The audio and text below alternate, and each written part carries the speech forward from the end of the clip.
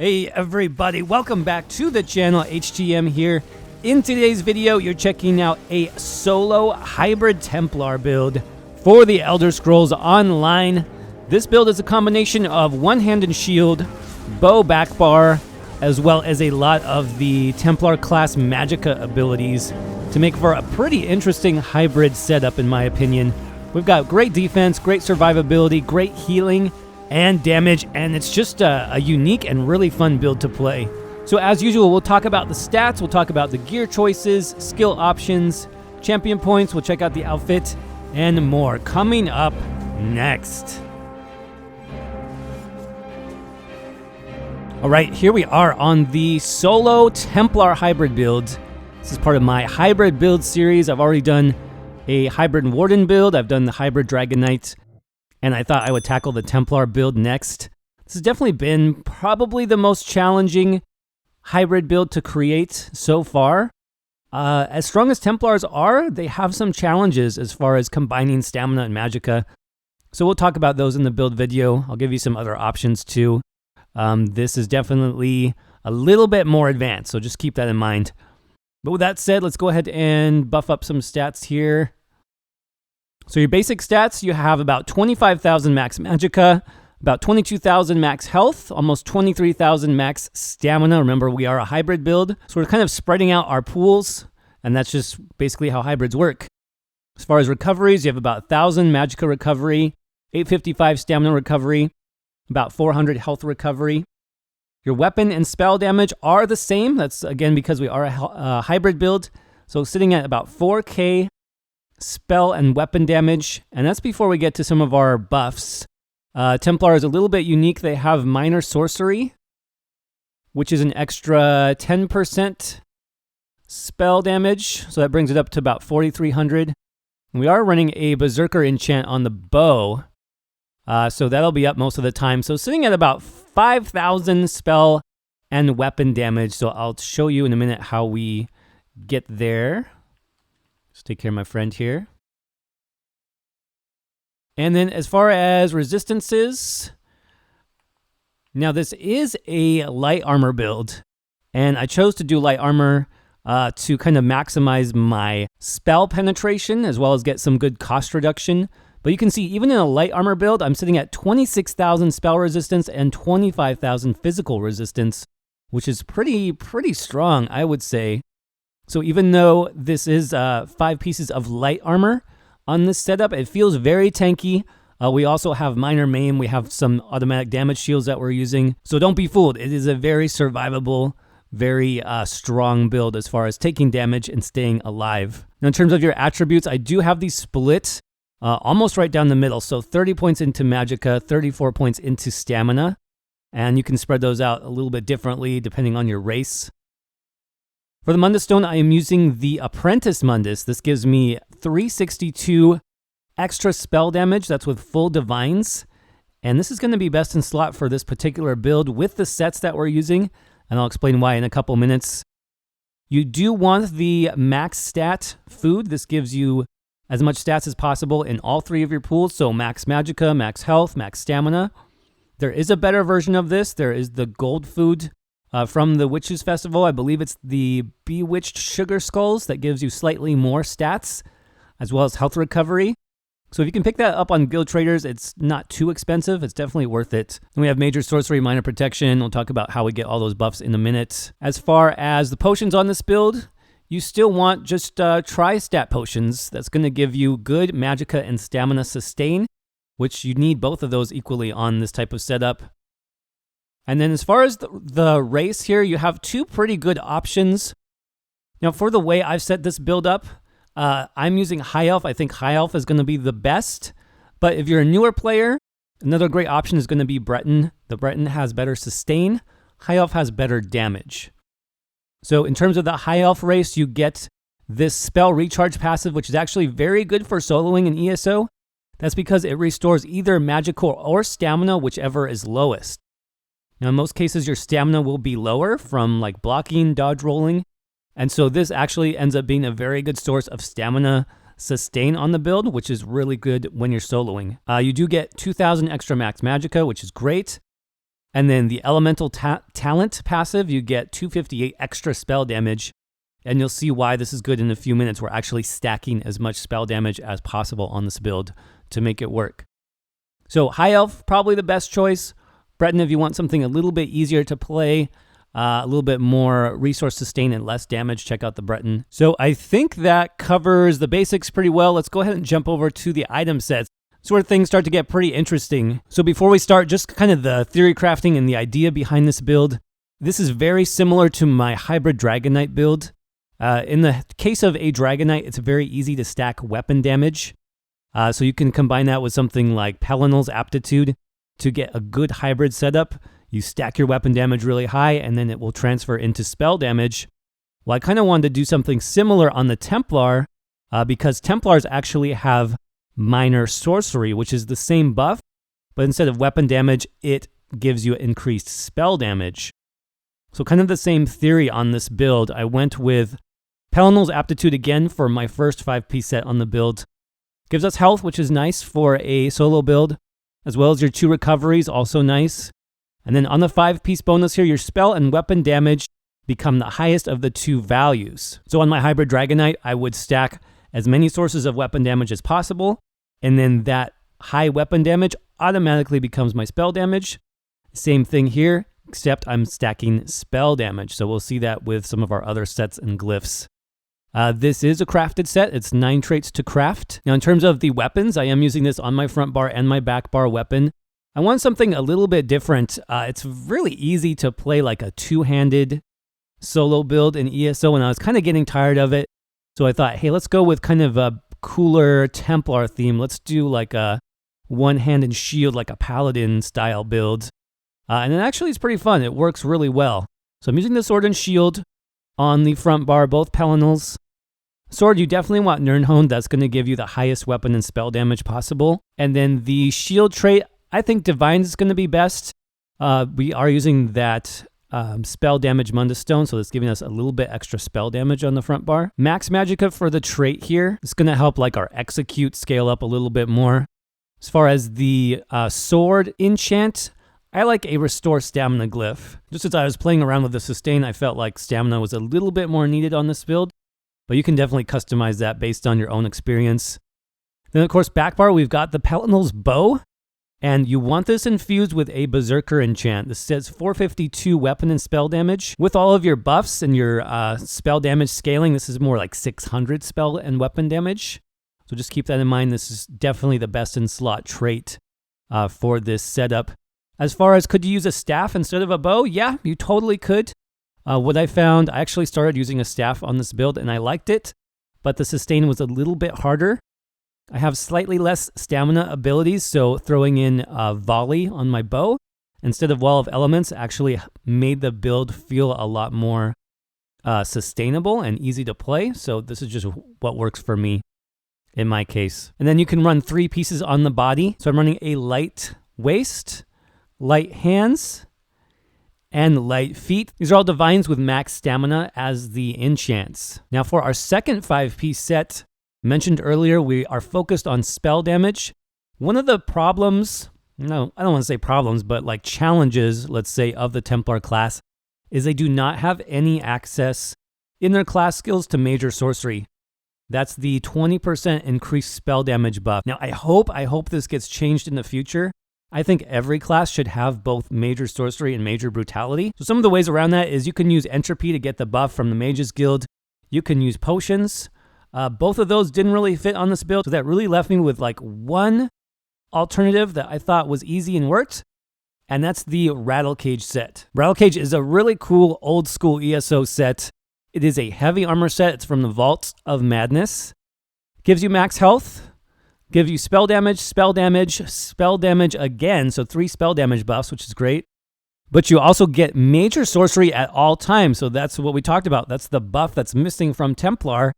You get that 20% spell damage boost all the time while using this set. So I'm using this as heavy legs, heavy chest, and then 3 pieces on the jewelry. So I've got the Rattle Cage necklace and 2 rings. Now, as far as your enchants and glyphs, on the hybrid build, Infused is really, really good. It's something you want to get in most cases. This is what's letting us stack our spell damage up to about 5k. We're actually running 3 infused spell damage enchants. That's basically the best way to do it if you want to get as much damage out of the build as possible. Now, you don't have to do it that way. You can do a couple of recovery glyphs. That's also fine. You'll just have more sustain and less damage. Last but not least, I needed a monster helm that was going to increase my survivability. Of course, probably the best in slot for that is going to be the Ice Heart set. This gives us spell critical, and then anytime we do critical damage, we have a 20% chance of getting this damage shield. It's listed as 8,600. It is actually quite a bit higher than that. With champion point scaling, it's really closer to 10,000 damage that you can absorb every 6 seconds. And the great thing is that it's automatic. You don't have to do anything to think about this. You don't have to cast a damage shield. It's just when you're doing your thing, when you're doing damage, that damage shield is going to proc. So this is definitely the best choice for a solo monster helm in the game, in my opinion. You can do other things, of course. You could run like maybe some one-piece spell damage, like Molokina, for example, to get your spell damage higher. But definitely if you have access to the Ice Heart set, I would use that here. Now, in terms of the weights and traits on these, it is a little bit challenging because Rattle Cage is only in heavy. Now, you could run Rattle Cage weapons, but I figured that would be way too difficult to farm. As much as I like Vaults of Madness, it's one of the longest dungeons in the game, so you don't want to farm Rattle Cage weapons unless you like pain, like a lot of pain. So I picked up the chest and legs, and then jewelry. I figured that would be the easiest to come up with. You could also honestly run the build in 5 pieces of heavy if you wanted to run 5 Rattle Cage on the body, and then just craft your Pelinal's jewelry. That's another option. So for me, I'm using 2 pieces of heavy again, and then the rest is light. So 5 light. My head is light, shoulders light, waist, hands, and feet is light, and then legs and chest heavy. If you can get divines, that will be great. I should probably have my head divines. Divines is going to really boost up that spell damage Mundus, which is going to give you as much spell damage, which of course translates to weapon damage. So try to get as many divines pieces as possible. In terms of enchants, I have a few max stamina, and then for my big pieces, I am using the tri-stat enchants. So let's move on to the skills next. We'll go ahead and start with the front bar. This is our sword and shield. Starting with Radiant Glory, this is the Templar Execute, and the fact that Templars have a class-based Execute, this is another reason why I thought I could use Sword and Shield instead of like a two-hander with Executioner. This is actually one of the strongest Executes in the game, and that's because, look at that, it deals up to 480% more damage. Look at that scaling, it's insane. Now, the other really nice thing about this Execute as opposed to running two-hand and Executioner is you also get healed. So look at the bottom there, you heal for 21% of the damage inflicted. So again, this is a great Execute. It comes from the Templar Dawn's Wrath skill line. It's going to be the last skill you get here. Morph it to Radiant Glory, which is the healing morph. The other morph does a little bit more damage, but it's based on your max magicka, so I don't think that's very useful on this setup. Next, we've got Deep Slash. Deep Slash is one of those one-hand and shield abilities that we threw in here. It is the second skill you get in the one-hand and shield skill line. And you actually have an option in terms of the morphs here. I think they're both good. I'll explain the difference. So Deep Slash is AoE, and I felt like I wanted more AoE stamina-based damage on this build. Similar again to two-hand when you have Cleave or Brawler for that AoE splash damage. I wanted something similar. So Deep Slash is going to do that nice AoE physical damage. It's going to do a snare, as well as the Minor Maim debuff. And what Minor Maim does is it reduces all of your enemies' damage by 15%. So the fact that you can get this on an AoE means that you can debuff every enemy in a crowd. Let's say you're clearing through a dungeon or a boss with a lot of adds. You can debuff all of those adds at one time. Heroic Slash is also very good, but it is single target, and it is less damage. Okay, but if you know that you're only going to be soloing like world bosses, for example, only single target bosses, you could definitely swap in Heroic Slash instead of Deep Slash. And the benefit to that is you get Minor Heroism, which is more ultimate generation for your build. So think about how you want to play, what kind of fights you want to do on this build, and then you can choose the morph that's better for you. Next up, Pierce Armor. This is actually the first skill you get in the one-hand and shield skill line. Now, this skill as well is kind of helping with some of the challenges that the Templar class has. Templar doesn't have any source of major fracture or major breach. Those are the spell and physical resistance debuffs in the game. So throwing in this Pierce Armor skill was very, very helpful in terms of increasing the damage, the overall damage of the build, because you can see here on the bottom, both Major Fracture and Major Breach. So that's a ton of resistance debuffs. Next up, we've got our main spammable of the build, and that's going to be Puncturing Sweeps. This is actually the first skill you get as a Templar, and it is amazing. Of course, you have two morph options, the Magicka Morph and the Stamina Morph. Stamina Morph is nice, gives you the crit bonus, which we don't have on this build. But I felt like for a solo build, the Magicka Morph is just the clear winner, and the reason for that is you get healing. If you check out the bottom here, you heal for 42% of the damage done with this ability. So one of the top things you really need to think about when you're soloing is how are you going to heal? And one of the best ways you can heal is just passively as much as possible. And Puncturing Sweeps is probably one of the best skills in the game to do that because it does damage and it heals you at the same time. So as far as a hybrid Templar, there's just no better option in my opinion. It also gives us minor protection through our passives, which we'll talk about. So next up, we've got Power of the Light. This is also from the Dawn's Wrath skill line. It's the third ability you get. This is the Stamina Morph. Now, why would I choose the Stamina Morph, Power of the Light, versus the Magicka Morph? Well, one, the balance of cost. You always want to consider with your hybrids, at least for what I've found when I'm building these, is I want a balanced amount of stamina abilities versus Magicka abilities. This is also giving us Minor Fracture and Minor Breach, and so that's really the reason why I picked this. So that's reducing my target's physical and spell resistance for 9 seconds. Templars do struggle a little bit with debuffing the enemy's resistance. That's another reason why I'm running Pierce Armor. That gives me the big major resistance debuff, and then I'm combining that with Power of the Light, so I get the minor resistance debuff. Plus, this does very good burst damage, especially in execute phase, where you're doing big ticks of damage, and then you get Power of the Light to proc. It's going to be really good. So for the ultimate slot here, I've got Temporal Guard, and I've found that this is just a very good, easy ultimate to use for soloing. You definitely want to look at the Psijic Order skill line if you like soloing in the Elder Scrolls Online. This gives you minor protection while slotted, which isn't a huge deal. In fact, I consider not using it on the Templar because I also get minor protection from my Puncturing Sweeps spammable ability. This gives me minor protection as well, so I get the same buff here. But what you have to keep in mind is you're not always going to be doing Puncturing Sweeps, especially when you're in execute range. You're going to be using Radiant Glory instead, and then your protection is going to go down. You won't have that buff anymore. So having Temporal Guard on the front bar is a simple solution to keep minor protection up all the time, whether you're doing basic damage or whether you're doing execute damage. You'll always have that. And the other really nice reason and why I love it for solo builds is it gives me this proc when I block. So basically, anytime I put up my block, I get a free damage shield. This scales to about 6,000 damage absorbed with our champion points. So it is really strong. Just think about a boss heavy attack coming in. You're going to block that anyways, so why not mitigate a bunch of that damage with a free damage shield? To me, it just makes sense. So I felt like since I'm not casting a damage shield on my Templar, I wanted a little bit extra shielding, so that's why I'm using Temporal Guard. Temporal Guard does, of course, come from the Psijic Order skill line, so you will need the Somerset chapter for this. But again, I think it's well worth it, especially if you enjoy playing solo in ESO. Now let's go ahead and swap to the back bar and take a look at our first skill on the bow. I've gone with Endless Hail here. And like I said earlier, yes, you could use a staff. You could use Wall of Elements for the same effect because really we just want the AoE damage over time and we want the Berserker enchant to proc.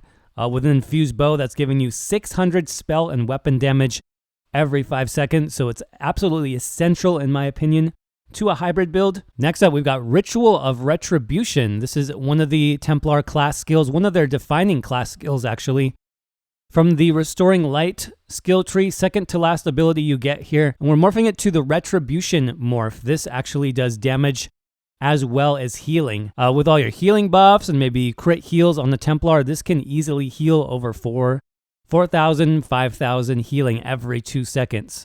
So it is really good just to have that constant heal over time coming in. You know, if you're on your back bar, you don't have the healing coming in from sweeps. So having this extra healing is really useful. Now, next up, we've got Vampire's Bane. This is in the Dawn's Wrath skill line. It's the earliest skill that you get here. It's a great damage over time effect. I morphed this to Vampire's Bane because it's increased single target damage, which is very good for boss fights. Now there is another morph that gives you AoE damage over time, but I believe it's capped at like 3 targets. I could be wrong on that, but I just felt like the increased single target damage was very good. Now it's also low cost, which is great for a hybrid, and it actually gives us an extra buff here. You can see at the bottom, it gives us Major Prophecy. That's 10% extra spell critical. That means we don't need to run spell critical on our potions. Next up, we got Restoring Focus. For this, you want to go back into the Restoring Light skill tree. This is the last skill that you get. And you have 2 options here as far as the morphs. Restoring Focus is the Stamina morph. Then I believe you have Channeled Focus, which is the Magicka morph. Now they both give you resistances, which is great. Also keep in mind that standing within the rune increases that resistance by 50%. So you can see unbuffed here, I have pretty low spell and physical resistance. You can see about 17,000 there. But with my rune down, this gives me about like 7,000 to 8,000 extra spell and physical resistance. That's while I'm standing in the rune. So this is one of the main strategies of the Templar, is you want to stay in your area of effects because they make you stronger. So when you put your rune on the ground, don't leave it unless you have to, move out momentarily for like a dodge roll or something to avoid a boss attack. If you do that, you need to go back into it to increase your damage resistance as much as possible. Now, why did I pick the Stamina morph? Well, you'll see in a minute, I have another class skill that restores Magicka, and it only restores Magicka. Therefore, I need a way to restore some of my stamina. So that's why I really chose the Stamina morph. You can see that this gives me 240 stamina back every 1 second. That's equivalent to almost 500 stamina recovery, so it's really, really strong. Now, speaking of that other buff, that is Radiant Aura. This is also from the Restoring Light skill tree. It's the 3rd skill that you get. You morph it to Radiant Aura. And the reason why we like this is it gives us minor Magicka steal, so that's 300 Magicka every 1 second when you're doing damage. So that's basically 600 Magicka recovery if you were to count that on your stat sheet, even though it doesn't show up there. So again, we're using both stamina and Magicka abilities. We need some source of sustain for both. For our ultimate here, I chose Ballista. Ballista is the Bull ultimate. Now, fully buffed, you'll be close to probably like 70,000 physical damage on this tooltip, which is insane. The cost also isn't that bad on the Templar compared to some of the other ultimates like the Destruction Staff ultimate. So this does really, really good single target damage. It's great for burns to get those bosses down as quickly as possible. So that covers our main abilities. Let's go ahead and talk about passive next. And Templar does have some of the best passives in the game, starting with Adric's Spear. This is mostly our offensive abilities. So you do get increased critical damage from the Piercing Spear passive. Unfortunately, hybrid critical chance is not that high, so we won't be getting critical damage that much. But when you do, that's definitely helpful. I would pick up Spear Wall as well. This is a great passive, especially if you don't have Psijic Order. When you have this passive, you get minor protection for using your sweeps. Then the Burning Light passive, this deals extra physical or weapon damage. Based on which one is higher, you can see as a hybrid, they're almost identical, but I'll be getting Magicka damage with the way I've set this up. So this is basically an extra proc chance at damage. This can proc from your sweeps on the front bar. And then Balanced Warrior, this doesn't help very much for the way that I've set this up because it increases weapon damage, not spell damage, but the extra spell resistance is nice. Now in Dawn's Wrath, Enduring Rays, this does increase the time for like your Vampire's Bane, for example, so this is good to get. Then Prism is going to give you ultimate back when you cast a Dawn's Wrath ability. We do have 3 of those that we're using, so we're going to get good ultimate generation on this build no matter what. Then Illuminate, this is why I sort of set the build up the way I did. It's because we get that minor sorcery buff anytime we use a Dawn's Wrath ability. So that's going to proc off our Power of the Light, off of our Vampire's Bane, off of Radiant Glory, all that will give us that minor sorcery buff for 20 seconds. So you're pretty much guaranteed to have it up 100% of the time, and that's what's going to really scale up our spell damage, which of course transfers over to weapon damage because we're using the Palinal set. Then Restoring a Spirit, this gives you some good cost reduction. And this is really helpful, to be honest, on the hybrid because you want as much cost reduction as possible. Now Restoring Light, this is sort of our healing focused skill line. You do get increased healing whenever your health is low, so that is nice for survivability. Then Sacred Ground, this is what gives us permanent minor mending as long as you have those ground AoE buffs up. I'm talking about your Rune Focus and your Ritual of Retribution. If you're standing in either of those, you get permanent minor mending. That's 8% increased healing. Now, Lightweaver is okay. It's not essential. Master Ritualist is not really required. You could skip this if you're just playing solo because you can't resurrect yourself, obviously. Now for weapon skills, of course, you will want all of these. For the one-handed shield line, pick up all these passives. These are good. They reduce the cost of your abilities. Lets you block more damage, lets you move while blocking, etc. For the bow, pick these up as well. You get increased damage, you get increased weapon critical, you get good cost reduction. Something like Hasty Retreat you don't necessarily need, so if you're running out of skill points, you could pass on that, for example. Now remember, we are a light armor focused build. That means you want to pick up all of your light armor passives. These are actually very strong. So Grace, I see this more as like some PvP passives, but they are good even when soloing. Reduces snares, reduces the cost of sprint. But Evocation is really one of the best passives that you need. This gives you 20% Magicka recovery, which is huge, plus 10% cost reduction. Now remember, this is only going to apply to those Magicka abilities, but since we have so many of them, this makes a huge difference. Spell Warding gives us increased spell resistance. That one's good. Prodigy, this gives us extra spell critical. And then Concentration gives us 4884 spell penetration. Since I'm not running the Lover Mundus, this 4884 is actually very strong. That's going to increase all my Magicka-based damage. So my Puncturing Sweeps, my Radiant Glory Execute, my Vampire's Bane, all those abilities are going to hit stronger with this passive, and quite a bit stronger. This is a lot of spell penetration, so make sure you pick this up. And when we talk about champion points, we'll talk about how we balance this with our physical penetration through the champion point trees. Medium armor, if you're running this exactly how I am, you actually aren't running any medium armor, so you could pass that. But definitely pick up your heavy armor passives in that case. Your first 3 passives are good no matter how many pieces of heavy armor you're wearing, so 1 or 2. You'll still get some bonuses from these. You'll get increased physical and spell resistance, increased health recovery, increased stamina and Magicka restore, and then some extra max health, which is really good for soloing. In terms of our guild skill line, you always want, it's called Banish the Wicked from the Fighters Guild. This gives you 9 ultimate back when you kill undead, Daedra, or werewolves. So this is very good when you're fighting undead. Mage's Guild, we're actually not using any of these abilities, but Psijic Order, the most important passive, if you happen to have that undo ultimate, is Concentrated Barrier. This is where I talked about we have that free damage shield when blocking on our front bar. This is 5,000 at base, but it actually scales up with our champion points closer to 6,000. So it is very strong. Every time you block, you get that increased damage shield. Make sure you pick up Undaunted Metal for the extra bonus stats there. Assault and Support, you need 0 PvP skills for this build. Then, of course, always pick up your racial passives and Alchemy Medicinal Use for that extra potion duration. All right, let's quickly look at our champion points next. So just keep in mind, again, this is a hybrid build.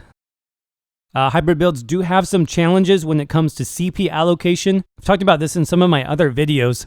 They just have to spread out points more, so you'll definitely see a wider spread here.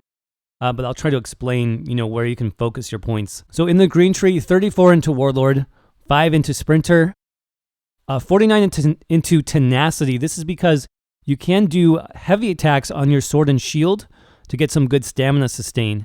I find I am doing that, every 2-3 rotations, so I want the extra stamina back from this passive. Arcanist 64, Mooncalf 64, that's just because we need both of these recoveries. And 34 into Shadow Ward, 20 into Tumbling.